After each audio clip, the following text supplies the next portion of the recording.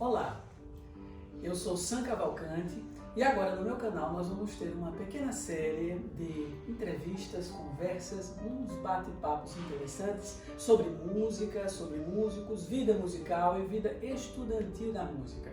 Esperamos que com essas conversas os alunos interessados em estudar música do mundo de hoje, um mundo muito agitado, muito concorrido, possam ter momentos de reflexão sobre como é estudar e sobre como pessoas que têm vida bem-sucedida fora da música podem ter a sua relação com a música para a vida toda.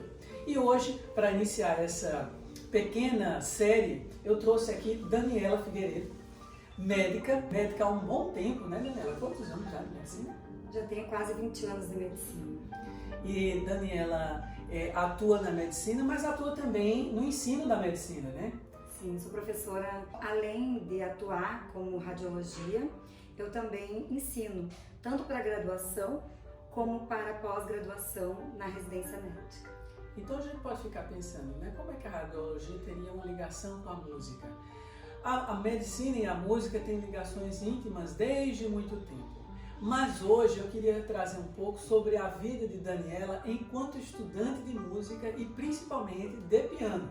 Daniela estudou piano durante muitos anos, tocou, tem um repertório muito interessante.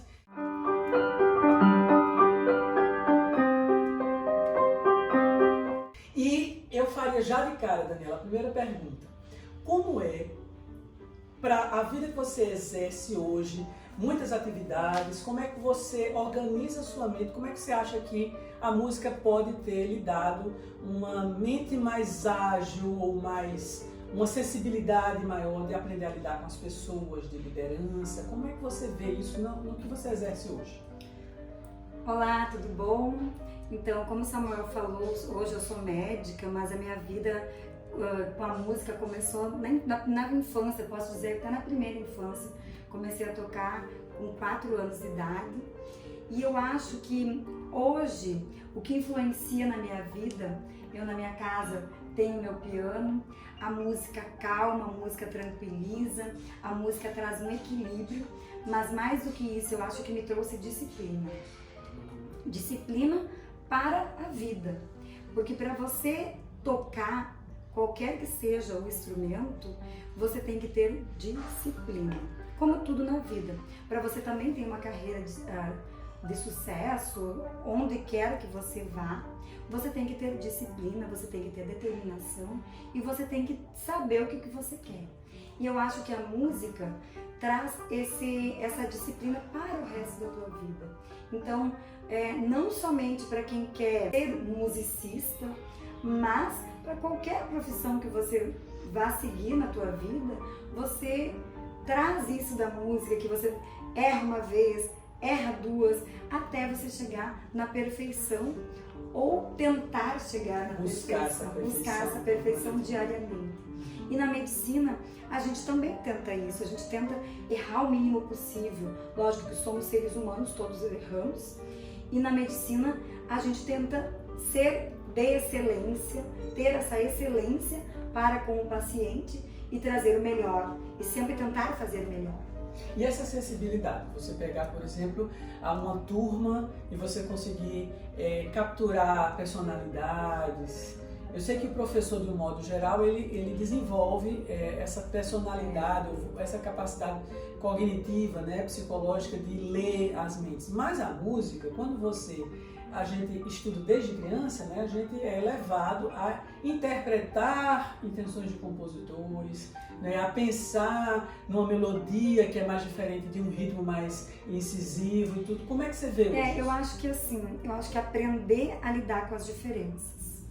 De você saber que tem alunos brilhantes, excelentes e outros nem tanto, que precisam de uma atenção, quem sabe maior, para você tentar mexer naquele aluno, naquele discípulo ou naquele estudante e dar um start de querer ser o melhor, de querer fazer o melhor.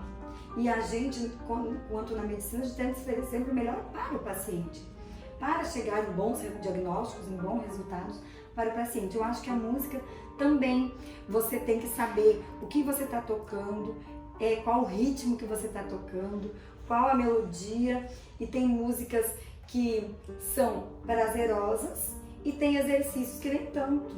Eu estava aqui comentando antes com o Samuel que tem músicas que nem sempre que prazer em tocar isso. São suas prediletas, né? Não, mas outras, os exercícios que a gente, como músico, a gente tem que fazer os exercícios porque fazem parte do cronograma.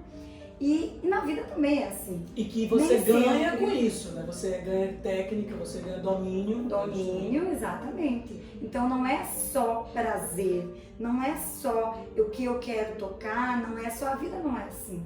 A vida nem sempre a gente faz só o que a gente quer. E a música também me trouxe isso. Que as músicas não eram escolhidas por mim, e sim o que o conservatório propunha e a gente tinha que tocar. Era prazeroso, algumas sim, outras não. Então os exercícios que você faz, eu acho que eu li uma vez uma coisa que eu achei absolutamente assim maravilhoso, e eu tentei trazer isso para minha vida e para minha casa, tanto é que minha filha também toca, não piano, mas ela toca violino. Isso é outro resquício, né? Assim, de você estudou criança e teve uma filha que a filha começou a estudar criança também. Então, porque a alfabetização que todos passam pela escola é uma coisa. Agora, ser alfabetizada na música, que é uma linguagem universal, onde a gente for no mundo, a gente tem a mesma linguagem, é espetacular. Então não basta você só alfabetizar seu filho na língua falada ou em qualquer língua. Eu acho que a música faz parte do ser humano, desde o ventre. Desde uma canção de ninar, desde um canto de um pássaro, desde tudo. Então eu acho que a alfabetização musical, ela deveria de ocorrer com todo mundo para ter mais essa sensibilidade, mais resiliência, mais serenidade, digamos assim.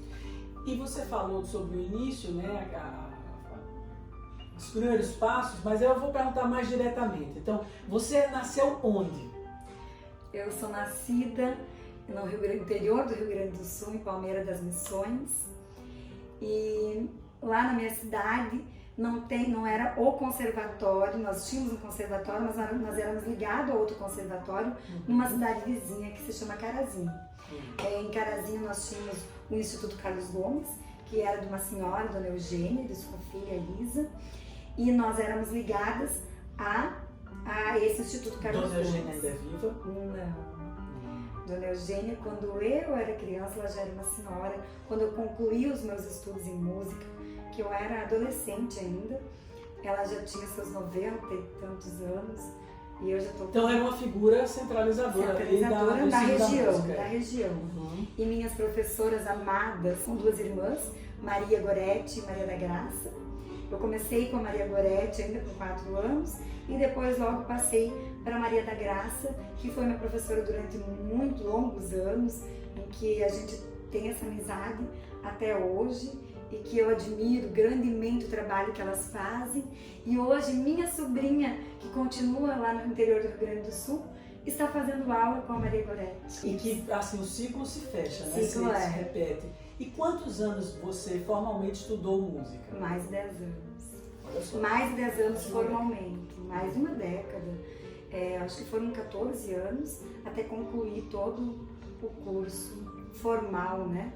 Como é a relação afetiva com o piano? Porque eu sei que seu piano é o seu piano desde sempre, quando você comprou, né? E tem uma relação forte de memória, de lembrança com a família, né? Com a mãe, e vem, percebe, você vai ajeitando, sempre reforma o instrumento. O piano, assim, faz parte da casa. O instrumento, todos os instrumentos, não só o piano, mas todos os instrumentos agregam.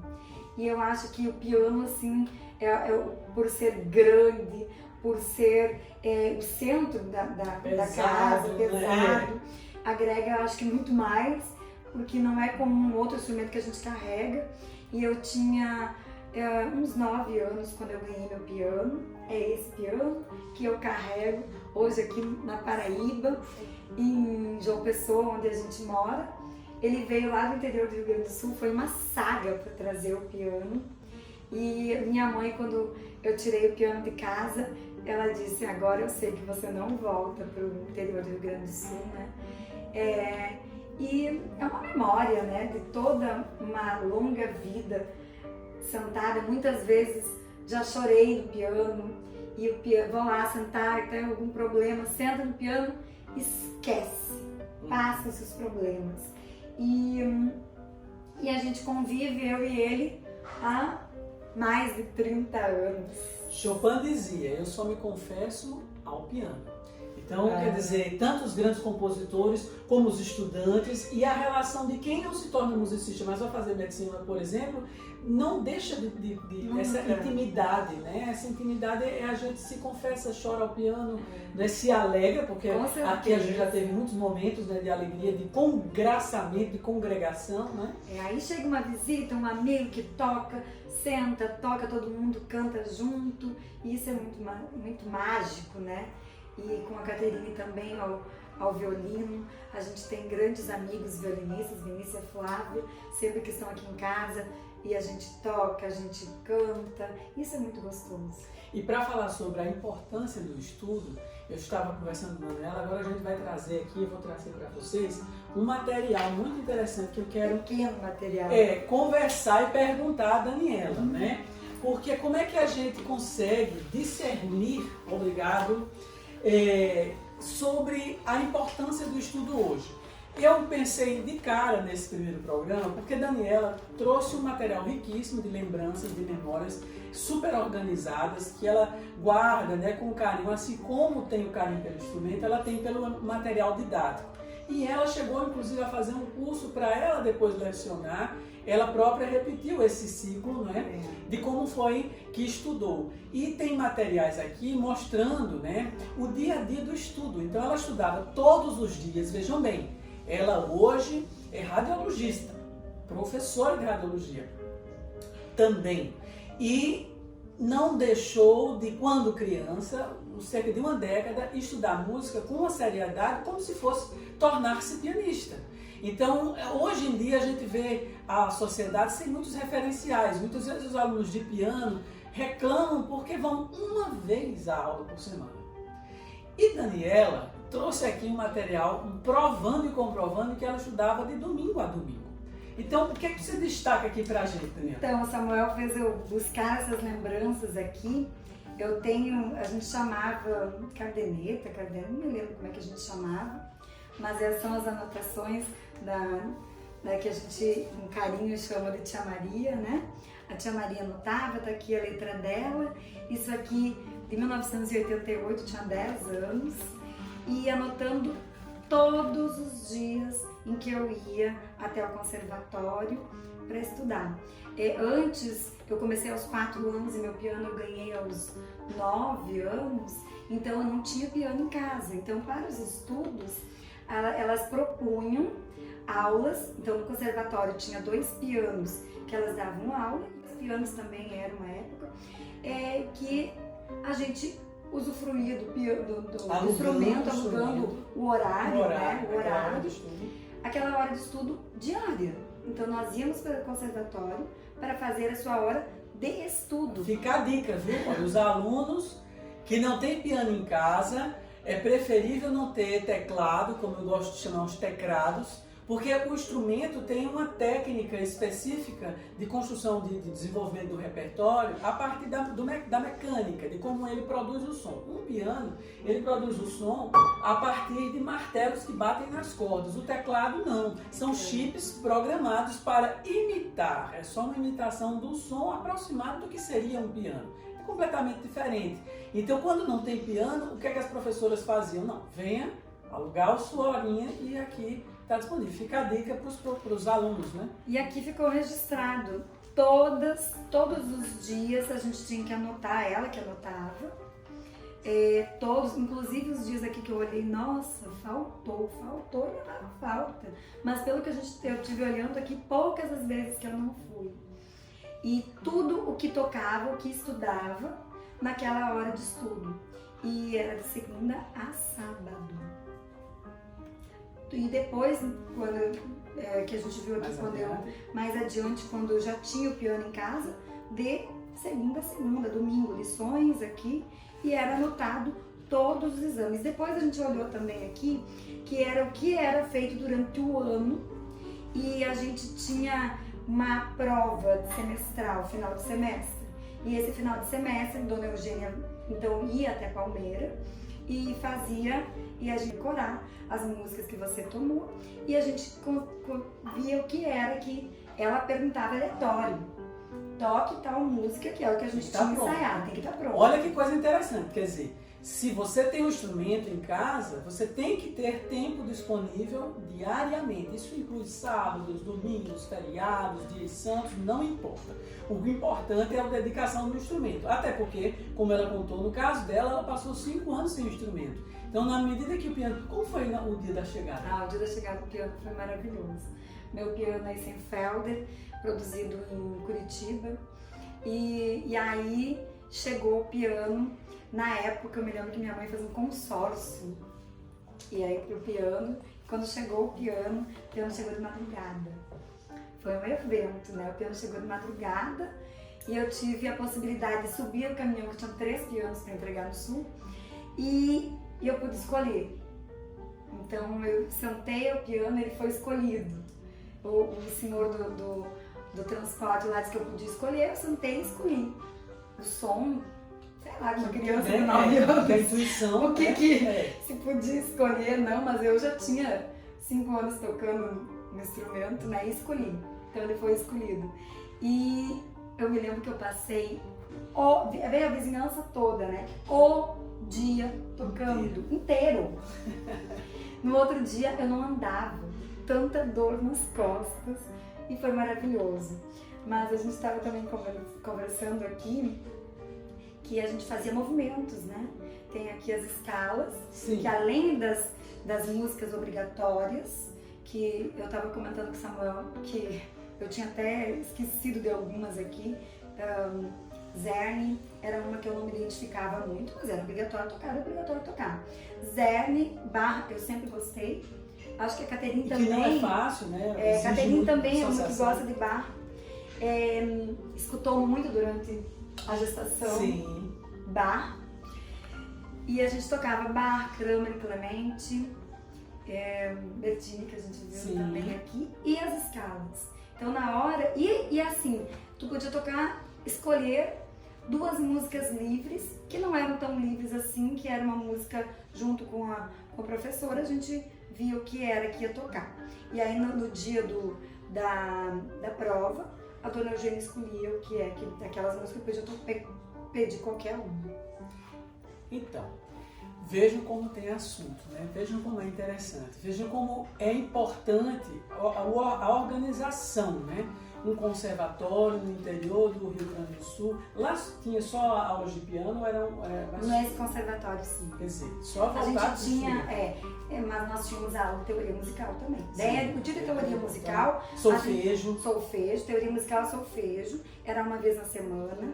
Aí a gente, era um dia adorável, porque daí a gente contava com as outras colegas, porque era muito rígido, assim, a gente não podia ficar conversando lá dentro, a gente não podia... Era o seu horário, tchau, vai pra tua casa. Porque não podia ficar lá para não atrapalhar o estudo das outras. E no dia de teoria, era ótimo, porque a gente tinha teoria musical e solfejo, que era coletiva aula, e a gente tinha bons momentos juntas. E como é que você vê, do que você tem sabido, né, do andamento dessas escolas especiais de música, né, ou de arte, como é que mudou, mas mudou parece que para pior. Pior, infelizmente. Essa escola não existe mais. Minha sobrinha que continua lá na cidade, continua fazendo aula com a Maria Goretti em casa, na casa dela, mas ainda assim tem as alunas que... Só que na época nós éramos, nesse conservatório, tinha 40 meninas que faziam aula, né? Eu acho que isso tudo foi se perdendo, houve um sem desinteresse, acho que essas músicas que nem sei se a gente pode chamar. Como eu costumo chamar de desmúsica. A desmúsica que Samuel fala é muito massivo e essa coisa foi se perdendo, né? Infelizmente, porque eu acho que para o intelecto, para a formação do ser humano, do indivíduo, todos deveriam ter essa formação. Não sei se tão assim, porque eu amo música, mas teria que ter uma formação já desde a escola. Mínima que fosse, Mínima né, que concentrada fosse, para desenvolver os potenciais, né, expressivos. E hoje na aula de piano a gente tem visto isso. Eu como professor, né, tenho alguns alunos, a paciência anda diminuta, porque a gente vê que existiam estruturas, seus pais investiram, né, fizeram consórcios, se dedicaram. Então, e também eu acredito que você não tinha uma semana cheia de atividades, né? Fazia, por exemplo, crochê, bordado, música, além do piano e balé e alguma coisa. Quer dizer, era uma coisa mais voltada para uma determinada ação, né? Eu fazia música, piano e balé. Só isso tudo, né? Sim, os estudos ordinários da escola, né? Os escolares. Porque a dedicação, inclusive eu estava até olhando, tinha dias assim que era 2 horas de estudo. Fora o dia que vai para... Quantas aulas iam? Quantos? Duas aulas semanais. E além da aula de leitura coletiva? Era 2 aulas com a professora de piano. De piano. E todos os dias de estudo. Mesmo no dia que a gente ia para a aula com ela, ainda tinha mais meia hora, 1 hora de estudo, dependendo do seu nível. Sim, que você alugava lá. Dependendo do seu nível. E certamente que quando o seu instrumento chegou, você ampliou esse tempo. Com certeza. Né? Quer dizer, ele foi avançando também, as músicas também foram dificultando. E a casa toda tem que estar envolvida. Porque o piano fica na sala. Nós tínhamos lá em casa a sala do piano, né? Que era uma sala aberta. E que o som ecoa na casa, envolve. Então assim, não pode ter televisão ligada, porque a Daniela está estudando. Então era uma coisa bem... Minha mãe escutava, minha mãe adorava fazer tricô. E ela ficava em outra sala e quando eu errava, ela já dizia, errou, tal coisa. Minha mãe não estudava música, mas ela já sabia quando não estava certo. Aí vai e volta. Essa perseverança, essa disciplina que eu acho que a gente carrega para a vida. E esse envolvimento familiar é muito importante. Sem essa base familiar não tem criança que siga no estudo, porque quando é um violino a gente às vezes põe a surdina, se tranca num quarto. Mas o piano, pelo tamanho físico, né, é um móvel dentro da casa e o som que se produz, uma coisa é tocar. Outra coisa é você estudar, que precisa repetir, precisa consolidar, e quem está ouvindo precisa se desprender, né, ter essa generosidade para entender que faz parte de uma formação muito grande.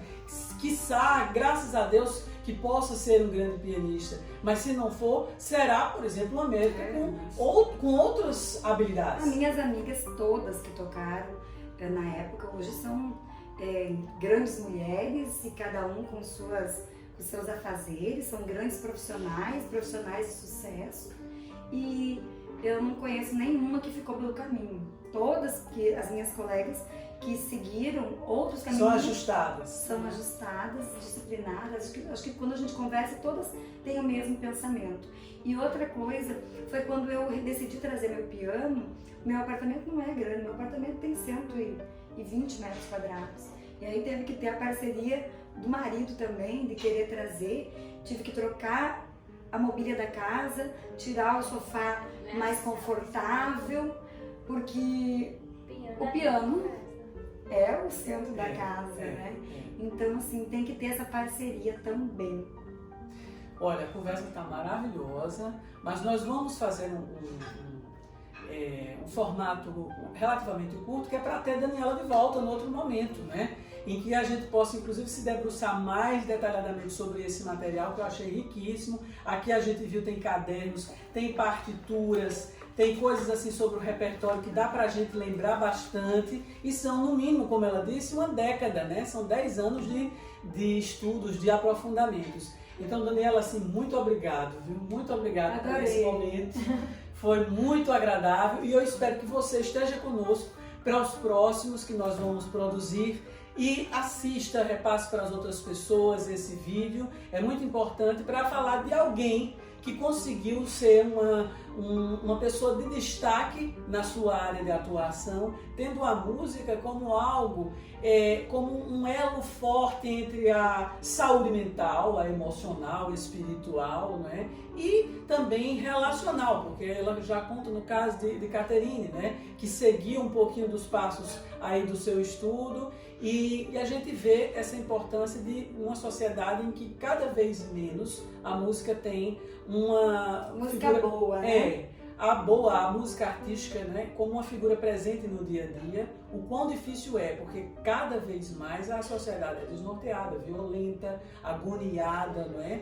Então a gente precisa começar a refletir. Será que no seu dia a dia, você que reclama de todos os problemas assim do dia a dia e estresse, não falta mais música?